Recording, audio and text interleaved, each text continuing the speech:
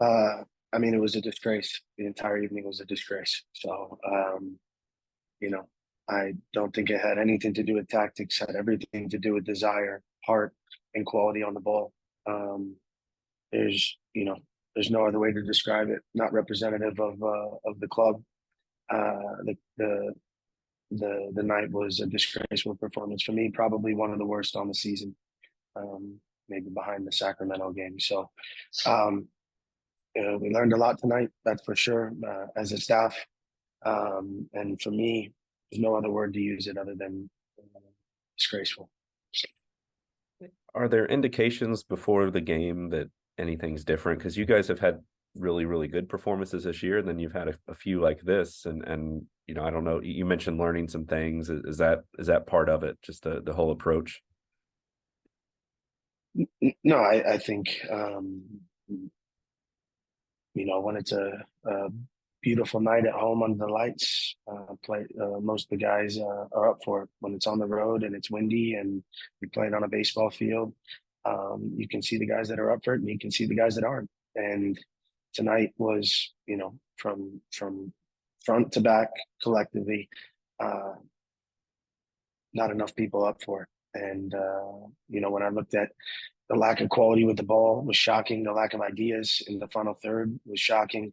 Um, you know, I really have nothing positive to say about the game tonight, and it's not often that I'm sitting here saying that. So I go back to we need to make sure that we're putting players on the field that are hungry, that want to win something, that have the desire that is expected of myself and at this club. And tonight wasn't good enough. And look, ultimately, it starts with me, and I know that. And I take responsibility absolutely for the result, but I have to make sure that I evaluate now and put us in the best position to win the final two games there at home. What was the message to the locker room, or was it that essentially? Word for word, almost what I just said to you was my message to the locker room. And as you turn around, you come home for the last two games. Memphis also loses tonight, so yes, it's an opportunity lost to move up the table, but also all is not lost in terms of that home playoff game and the fourth spot on the table. As you come home, what do you want to see? How do you want to finish to position yourself for the postseason? I want to see a group that is going to fight from 0 to 90 minutes, because we have the quality to win every single game. But when our mentality isn't right, when our mentality isn't where it needs to be, you see performances like you saw tonight.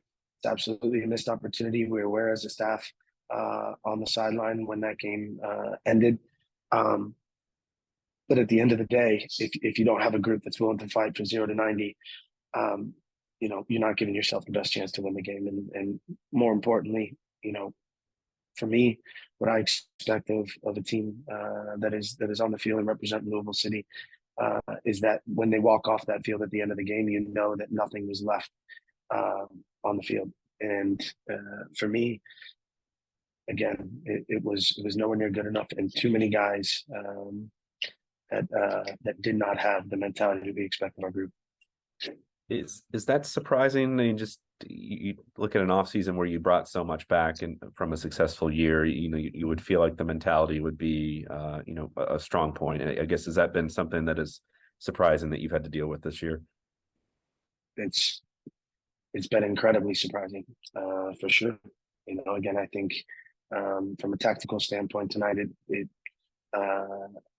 can look at any shape, but if you don't have a group that is working with the work rate that we expect of one another, then shape becomes irrelevant.